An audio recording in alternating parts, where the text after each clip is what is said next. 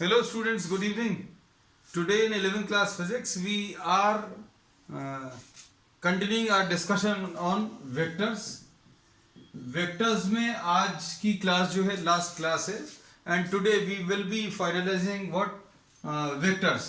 Vectors में कुछ छोटे छोटे कॉन्सेप्ट जो रह गए थे उनको एक बार और डिस्कस कर लें. ज्योमेट्रिकल मीनिंग डिटेल में अभी हम लोग कर चुके हैं. सिर्फ एक बार एक रिवीजन करा दें. अभी हम लोगों ने इसमें ये बोला था geometrical meaning of cross product. Geometrical meaning of cross product क्या है? This we have discussed in the last class. A cross B will be equal to और modulus of A cross B will be equal to the area of the parallelogram formed by A and B as two adjacent sides. बहुत simple सी चीज है कि अगर आपको दो adjacent sides, if you are taking two adjacent sides of a parallelogram and these are represented by A and B, then modulus of A cross B will be giving you what the area of the parallelogram. तो इसमें देखकर ये लगेगा भाई ये तो दो vectors हैं, इनके बीच में एरिया कैसे मिलेगा? So you will have to complete what the parallelogram. तो ये पैरेललोग्राम कंप्लीट करो. इस पूरे का जो एरिया आएगा इसका area will be given by what? A cross B. पहली चीज. फिर उसके बाद दूसरी चीज अभी हम लोगों ने इसमें ये बोला था क्या कि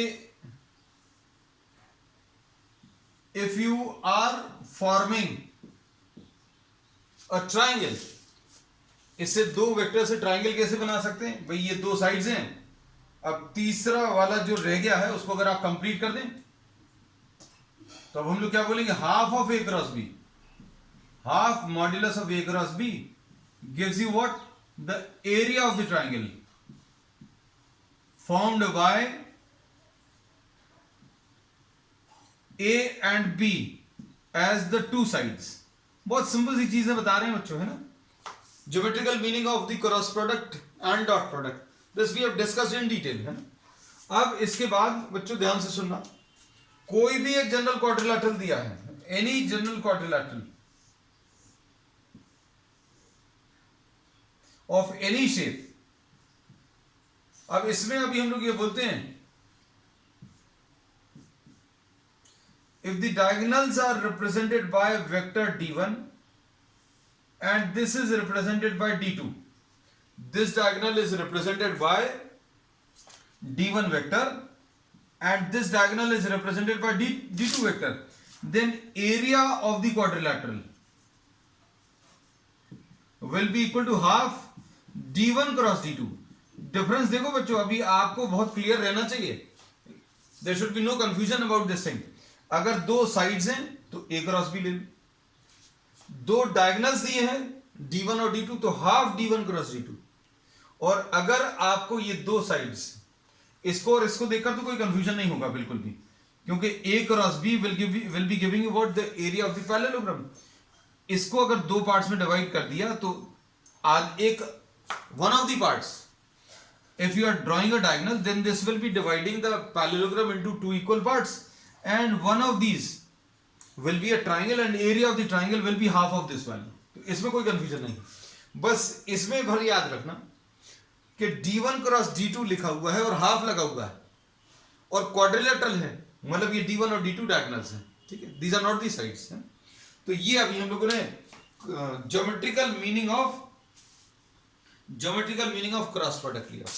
फिर उसके बाद बच्चों डॉट प्रोडक्ट का ज्योमेट्रिकल मीनिंग,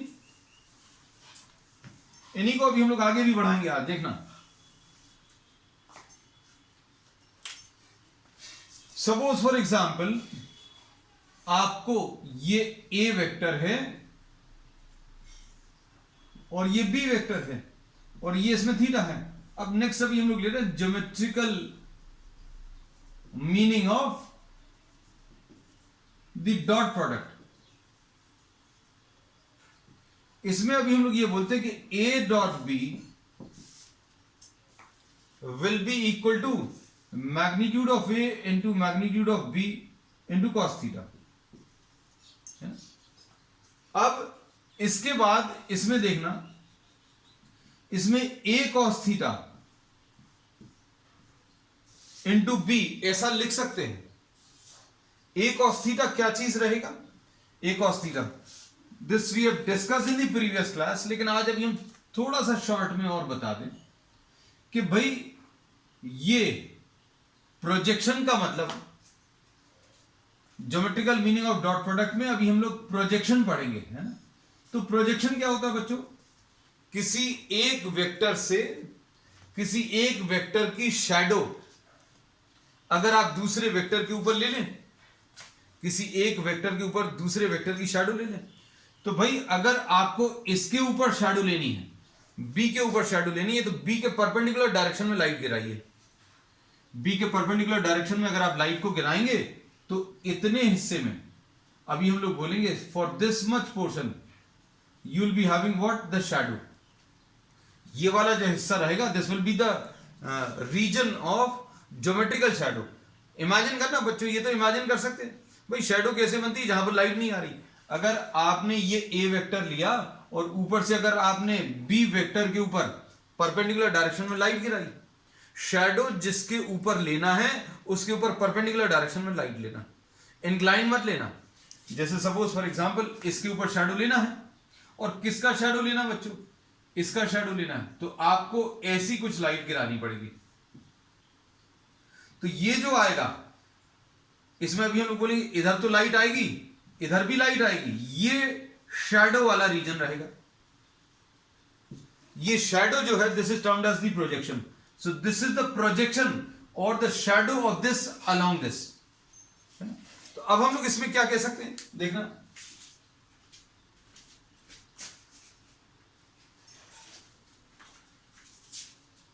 अब इसमें देखना, इसमें अगर आप देखें तो ये पूरा वेक्टर बच्चों बी है।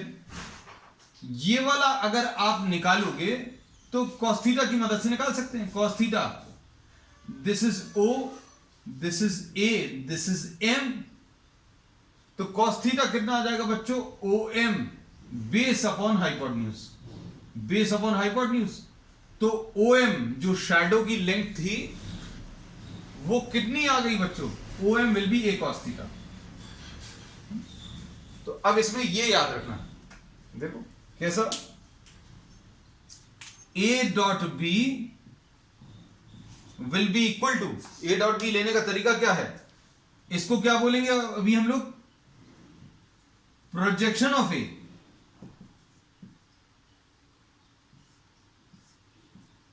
Projection of A into B। Projection of A, लेकिन प्रोजेक्शन ऑफ ए कहां पर ले रहे हैं अपन लोग? अलोंग बी ले रहे हैं, तो अलोंग बी लिख लिया। ठीक है, तो ए डॉट बी याद रखने का तरीका क्या है? Projection of A into B. और या फिर एक और तरीका कैसा लिख सकते हैं बच्चों? जनरलाइज करके, अगर ये बी बाहर लिखा है तो ए को भी तो बाहर लिख सकते हो, और ए को अगर बाहर लिखा है, अगर ए को बाहर लिखा तो अंदर क्या आ जाएगा? अंदर आ जाएगा प्रोजेक्शन ऑफ बी। और projection of B, projection of B मतलब शेडो ऑफ बी कहां पर लेंगे? Along A. तो याद रखने का तरीका सुनना, ए डॉट बी अगर निकालना है, ये अब फॉर्मूला किसके टर्म्स में बच्चों? प्रोजेक्शन के टर्म्स में। ए डॉट बी में अगर बी बाहर लिखा है तो अंदर प्रोजेक्शन ऑफ ए आएगा, और ए डॉट बी में अगर ए बाहर लिखा है तो अंदर क्या? अगर ए बाहर लिखा है तो अंदर प्रोजेक्शन ऑफ बी आएगा, है ना। तो ये प्रोजेक्शन के टर्म्स में भी फॉर्मूलेस याद रखना, है ना। तो ज्योमेट्रिकल मीनिंग क्या है? ज्योमेट्रिकल मीनिंग ये है कि आप ए डॉट बी, अगर ए और बी को मल्टीप्लाई करना, तो ए और बी तो अलग अलग डायरेक्शंस में, बी बच्चों इस डायरेक्शन में है, ए इस डायरेक्शन में है। तो अभी अपन ने क्या बोला कि मल्टीप्लाई करना है। मल्टीप्लाई कैसा करना है? बी को तो ऐसे ही ले लो, बी को अगर आपने ऐसे ही ले लिया, ध्यान से देखना, बी को अगर आपने ऐसे ले लिया, ए को आप यहां पर उतार लो, just project this along B. आपने बी ऐसा लिया तो इस वाले को अभी हम इस डायरेक्शन में ले लें, बी को, अभी हम लोगों को प्रोडक्ट अगर निकालना है तो प्रोडक्ट के लिए क्या ध्यान देना है, ये बी अलग डायरेक्शन है, ए अलग डायरेक्शन है, बी का बच्चों ये वाला डायरेक्शन है और ए का अलग डायरेक्शन है। तो अभी हमने बोला अगर आपको ए और बी को मल्टीप्लाई करना तो दोनों को एक ही डायरेक्शन में लेना पड़ेगा, तो भैया बी तो ले लिया, ए को फिर क्या किया, ए को अपन ने इसी के डायरेक्शन में क्या लिख लिया, उसको ए cos थीटा बोलते हैं। बस ये याद रखना, क्योंकि अगर ये है तो ए cos थीटा आ जाएगा। ऐसे ही कुछ अभी हम लोग यहां पर भी बोल सकते हैं कि भैया ए डॉट बी निकालना है, ए डॉट बी निकालने के लिए ए इस डायरेक्शन में मल्टीप्लीकेशन करना है, तो ए तो है, फिर बी को अभी आप उस डायरेक्शन में ले लो, ए को आप मल्टीप्लाई करो किससे, बी से, लेकिन ए का डायरेक्शन ये है, बी का डायरेक्शन ये है, तो अभी आप क्या करोगे, बी को इस डायरेक्शन में कॉपी कर लो, बी को इस डायरेक्शन में अगर आप प्रोजेक्ट करोगे तो कितना आ जाएगा, बी cos थीटा। तो इसमें ये चीज याद रखना, इसको बहुत सिंपल तरीके से अभी हम लोग ये बोल सकते हैं, रेड पेन से लिख दे रहे हैं कि ये projection of A along B, बच्चों ये होता क्या है, ये ए cos थीटा होता है, और ये प्रोजेक्शन ऑफ बी क्या होता है बच्चों, ये बी cos थीटा होता है। मान लीजिए आपको नहीं याद रहता तो ये ए तो लिखा है, और ए डॉट बी की डेफिनेशन कंप्लीट करने के लिए ए लिखा है तो बी cos थीटा चाहिए, यहां पर बी लिखा था तो अंदर क्या चाहिए, ए cos थीटा, बस। अब इसका यूज क्या है, तो बच्चों इसका न्यूमेरिकल्स में यूज होगा, अब कैसे यूज होगा ये अभी हम लोग आगे देखेंगे, है ना। और इसको याद रखने का एक और सिंपल ट्रिक है, हमने बोला कि आपको ये दोनों को अगर मल्टीप्लाई करना, ये ए है ये बी है ना, सॉरी ये बी है, इस बी को अभी आपको इस वेक्टर से मल्टीप्लाई करना है। अब इस वेक्टर को जब आप नीचे उतारोगे, जब आप नीचे प्रोजेक्ट करोगे तो cos थीटा आ जाएगा साथ में, बस ये याद रखना। तो बी तो लेना ही है, जैसे मान लीजिए इस डायरेक्शन में मल्टीप्लिकेशन करना, तो बी तो लिख लो, बी लिख लिया, और इसको अगर आप नीचे प्रोजेक्ट करोगे तो ए नहीं बचेगा, अब क्या आ जाएगा, ए cos थीटा आ जाएगा, बस। और अगर आप इस डायरेक्शन में मल्टीप्लिकेशन करने की कोशिश करो तो ए तो रहेगा, और इसको आप इस डायरेक्शन में प्रोजेक्ट करोगे तो क्या आ जाएगा, बी cos थीटा आ जाएगा। और इसका एक और सिंपल ट्रिक याद रखने की, वो ये है क्या, projection of A along B, ये सबसे ज्यादा सिंपल है, projection of A along B, ये वाला, ये कैसे मिलेगा, किसका प्रोजेक्शन चाहिए, ए का चाहिए तो ए लिख लो, डॉट किसके अलोंग चाहिए, बी के अलोंग चाहिए तो बी का यूनिट वेक्टर लिख लो, और बी का यूनिट वेक्टर मतलब क्या होता है बच्चों, A dot B upon magnitude of B. ये तो यूनिट वेक्टर की डेफिनेशन है कि यूनिट वेक्टर क्या होता है, वेक्टर डिवाइडेड बाय उसका मैग्नीट्यूड। ये देखो A dot B upon magnitude of B, A dot B upon magnitude of B. अब दूसरा वाला फॉर्मूला क्या आ जाएगा, projection of B along A, projection मतलब क्या रहेगा ये याद रखना, प्रोजेक्शन मतलब शैडो। अब प्रोजेक्शन ऑफ बी अलोंग ए, किसका प्रोजेक्शन चाहिए, बी का चाहिए तो बी लिख लो, किसके अलोंग चाहिए, उधर पर यूनिट वेक्टर लिख लो, बस हो गया खत्म। अब ए यूनिट वेक्टर कैसे बताएंगे, वेक्टर ए डिवाइडेड बाय उसका मैग्नीट्यूड। चलो अब इसके बाद नेक्स्ट अभी हम लोग ले रहे हैं, आज अभी हम बच्चों सिर्फ ज्योमेट्रिकल एस्पेक्ट्स ले रहे हैं, डॉट और क्रॉस प्रोडक्ट के, है ना। अब इसमें एक बहुत इंपॉर्टेंट कॉन्सेप्ट है जो एनसीईआरटी में दिया हुआ है, बहुत छोटा सा एक टॉपिक बना कर दिया है ना। जैसे कई बार कई स्टूडेंट्स पढ़ते हैं तो पढ़ने के बाद कहते हैं कि ये तो दिया ही नहीं है, this is not a part of NCERT, sine law this is given in NCERT. अब इसमें देखो साइन लॉ क्या है बच्चों, देखना ध्यान से। अब इसमें अभी हम लोग ये कहते हैं, suppose if you are having 3 sides of a triangle, ये एक ट्रायंगल है, इसको वेक्टर टर्म्स में अगर अभी हम लोग लिखें, ध्यान से सुनना, तो अभी हम लोग ऐसा लिख सकते हैं A B plus B C, कितना आ जाएगा बच्चों, ट्रायंगल लॉ है, A B plus B C और प्लस सी है, मान लीजिए तीनों को अगर ऐड करें, A B plus B C plus C है, क्या आ जाएगा बच्चों, इसको अभी हम लोग A B plus B C को क्या लिख लेंगे बच्चों, ए सी लिख लेंगे। A B plus B C का आंसर कितना आ जाएगा, ए सी। क्यों, क्योंकि अभी हमने ट्रिक, हर एक चीज की ट्रिक आपको याद कराई है। ट्राइंगल लॉ में ट्रिक क्या है कि ये जो कॉमन पॉइंट है इस बी को अलग कर लो, है ना। इस बी को अगर अलग करेंगे तो आंसर ए सी आ जाएगा, और ए सी प्लस सी है। अब इसको कैसा लिखेंगे बच्चों, ये तो ए सी है, सी ए को माइनस ए सी लिख लो। सी ए को क्या लिख लिया, माइनस ए सी, तो ए सी माइनस ए सी कितना आ जाएगा, 0। तो ये पता चल गया क्या, A B plus B C plus C A कितना आ जाएगा, 0। ए से बी वेक्टर, बी से सी वेक्टर और सी से 1। अगर एक ट्राइंगल फॉर्म कर रहे हैं तो इन सबका रिजल्टेंट 0 आएगा। और ये अभी हमें मालूम भी है कि अगर आप हेड टू टेल अगर ज्वाइन करते हो, हेड टू टेल अगर आप वेक्टर्स को ज्वाइन करते हो तो रिजल्टेंट निकालने का तरीका ये रहता है कि पहले वेक्टर का टेल और आखिरी वेक्टर का हेड, इसको ज्वाइन कर दो तो ये रिजल्टेंट आता है। लेकिन क्या हुआ बच्चों, ये पहला वेक्टर, ये दूसरा वेक्टर और तीसरा वेक्टर यहां पर आकर खत्म हुआ, मतलब जहां से शुरू किए थे वहीं पर वापस आ गए, तो दोनों को ज्वाइन करने वाला कुछ रहेगा नहीं, मतलब रिजल्टेंट 0 आएगा। प्रूव करके भी बता दिया। अब सुनना अच्छे से, ए बी को अभी हम लोग सी वेक्टर बोल देते हैं। ट्रिग्नोमेट्री में ये नाम लेने का तरीका बहुत कॉमन है। ए बी को अभी हमने क्या नाम दे दिया, सी वेक्टर। बीसी को क्या नाम दे दोगे, बीसी को, बीसी के सामने वाला जो है एंगल ए है, इसके बेसिस पर ए नाम दे दिया। और एसी को अभी हम लोग बी नाम दे दे रहे हैं। ठीक, अब देखना ध्यान से क्या करेंगे, C plus A will be equal to what, minus B. इसमें कोई दिक्कत नहीं।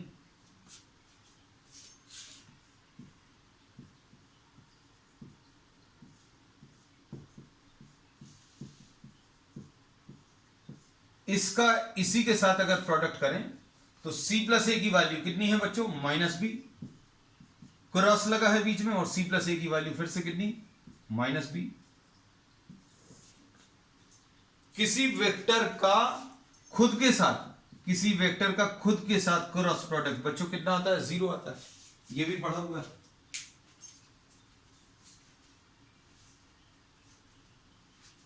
अब इसके बाद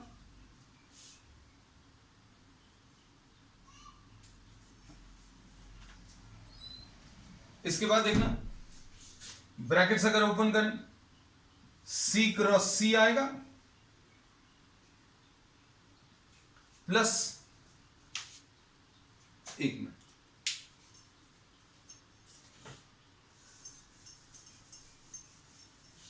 इसमें अभी हम लोगों ने बोला C प्लस A और plus B is equal to minus B लिया है। अब हम लोग क्या कर रहे हैं बच्चों, अब देखना, ये डॉट प्रोडक्ट वाला पार्ट मिक्सअप हो रहा था। इसमें अभी हम लोग क्या कर रहे हैं कि आप इसको किससे क्रॉस मल्टीप्लाई कर दो, किससे,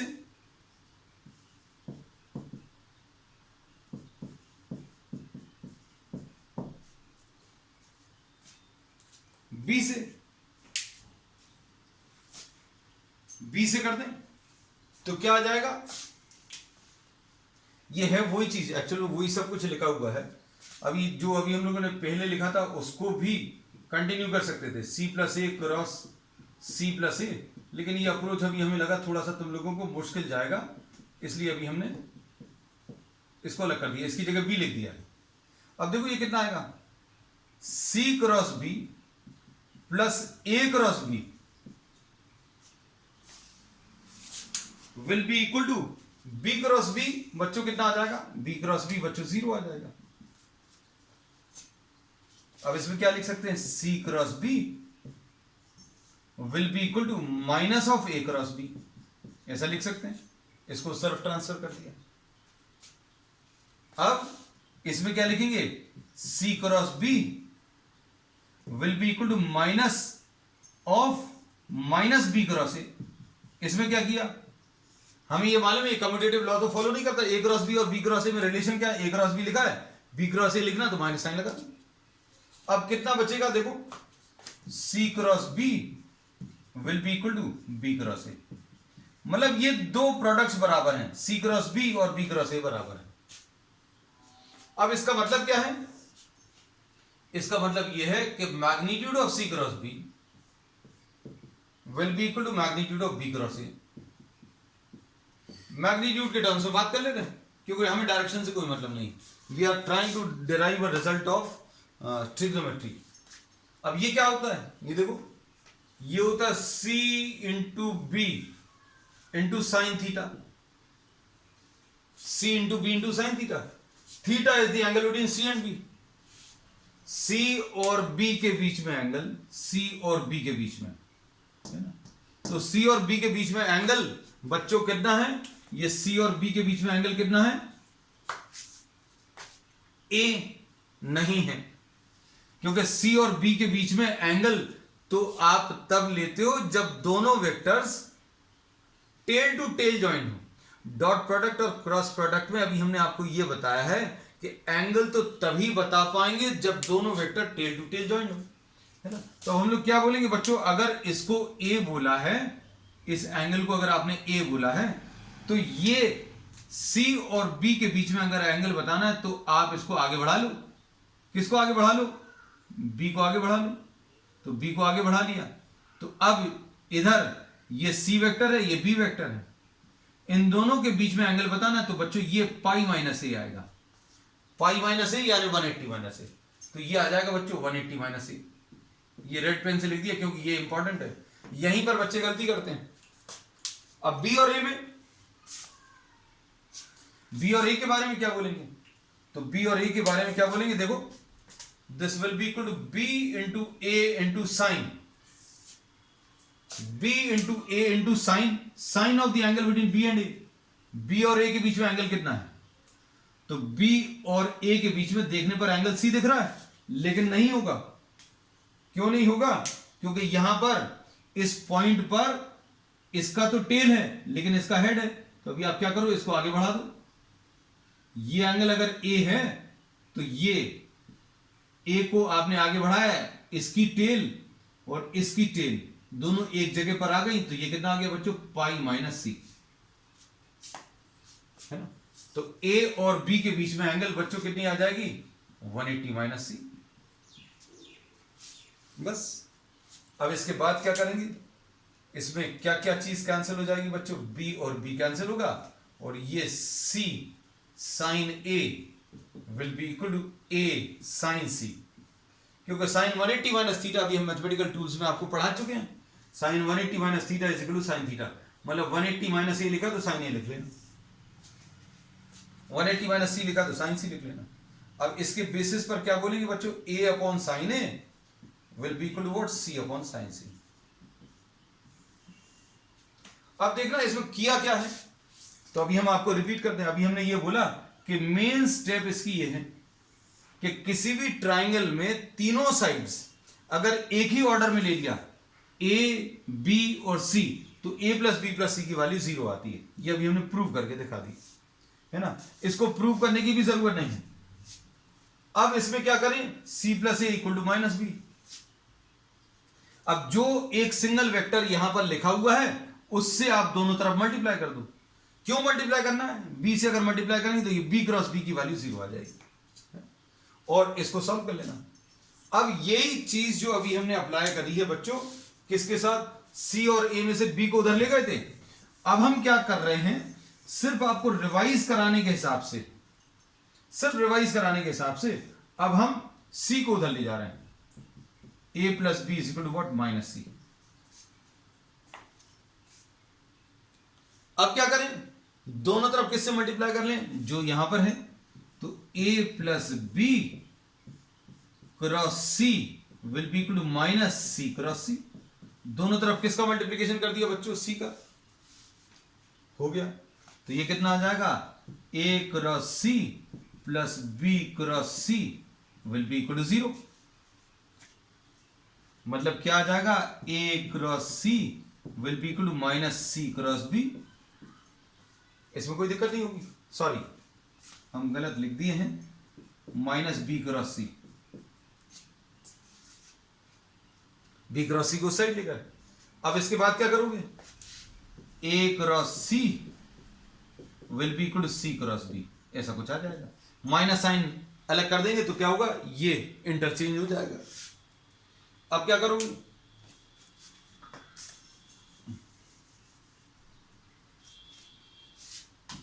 magnitude of A cross C will be equal to magnitude of C cross B, तो ये आ जाएगा ए सी। ए और सी के बीच में एंगल क्या है, देखो बच्चों, ए और सी के बीच में एंगल फिर से बताना है तो कैसे बताएंगे, यहां पर इसकी तो टेल है, अब इसकी टेल बनाने के लिए इसको आगे बढ़ा दिया, ये सी वेक्टर आ गया। ये अगर बी एंगल है तो ये 180 माइनस बी आएगा। तो सी और ए के बीच में एंगल बच्चों, सी और ए के बीच में एंगल साइन 180 माइनस बी, और यहां पर क्या आ जाएगा, सी बी। सी और बी के बीच में निकाल चुके हैं क्या, हाँ ये निकाल चुके हैं, सी बी साइन 180 माइनस ए। नहीं तो इधर देख लो, सी और बी के बीच में एंगल 180 माइनस ए, तो इसमें क्या कैंसिल होगा, सी और सी कटेगा, A sine B will be equal to B sine A. अब इससे क्या मिलेगा बच्चों, इससे अभी हम लोगों को मिलेगा क्या, A upon sine A will be equal to B upon sine B. A upon sine A is equal to B upon sine B, ऐसे ही कुछ आया था। और ए अपॉन साइन ए की वैल्यू सी अपॉन साइन सी भी है, तो ये आ गया सी अपॉन साइन सी। तो ये रिजल्ट बहुत इंपॉर्टेंट है, ये है ट्रिग्नोमेट्रिकल रिजल्ट, लेकिन अभी हम लोग वेक्टर से बहुत यूज करते हैं इसका, है ना। तो ये क्या है, इस रिजल्ट के बारे में बता दें बच्चों, देखना ध्यान से। अगर इसकी लेंथ, वेक्टर्स को भूल जाओ, वेक्टर्स को मान लीजिए भूल जाएं, ये ए इसकी लेंथ है, ये बी इसकी लेंथ है किसी भी ट्राइंगल में, और ये सी इसकी लेंथ है, इसके सामने वाला एंगल ए है, इसके सामने वाला एंगल बी है, इसके सामने वाला एंगल सी है, तो इस साइड का डिवीजन, इस लेंथ का डिवीजन साइन ए के साथ, और इस लेंथ का डिवीजन साइन बी के साथ, और इस लेंथ का डिवीजन साइन सी के साथ, ये बराबर होते हैं। और इसको अभी हम लोग क्या बोलते हैं, साइन लॉ। तो साइन लॉ क्या है, A upon sine A is equal to B upon sine B is equal to C upon sine C. तो ये बच्चों आपको किसमें, एनसीईआरटी में दिया हुआ है, एक छोटा सा टॉपिक बनाकर दिया हुआ है। अब इसके बाद नेक्स्ट एक छोटा सा टॉपिक और ले रहे हैं, then we will be continuing with your doubts. तो अब एक लास्ट छोटा सा टॉपिक इसमें, कोसाइन लॉ।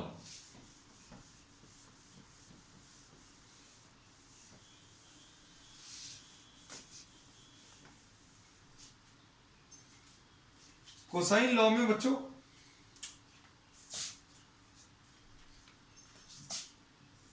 फिर से इसी ट्राइंगल से स्टार्ट करेंगे, ए बी सी, ये ए है बच्चों, ये बी एंगल है, ये सी है ना। और इसमें क्या है, ये ऐसा है, ये ऐसा है, ये ऐसा है। और क्या किससे स्टार्ट किया था, A plus B plus C is equal to 0। इधर वेक्टर साइन नहीं लगा, मतलब ये सिर्फ मैग्नीट्यूड है ना। तो अब क्या लिखेंगे बच्चों, देखो हमने बोला था ना कुछ मिक्सअप हो गया था, ये इसके रिजल्ट्स मिक्सअप हो गए थे उसके साथ। अब देखो A plus B equal minus C हो जाता है कभी कभी, A plus B dot of A plus B, इसकी वैल्यू कैसे मिलेगी, minus C dot minus C. और दो वेक्टर्स का डॉट प्रोडक्ट बच्चों कैसे निकालते हैं, ये a डॉट ए लिख लेंगे प्लस a डॉट बी लिख लेंगे प्लस b डॉट ए लिख लेंगे प्लस b डॉट बी लिख लेंगे is equal to c dot C आ जाएगा, है ना। ये अपन लोग पढ़ चुके हैं सब।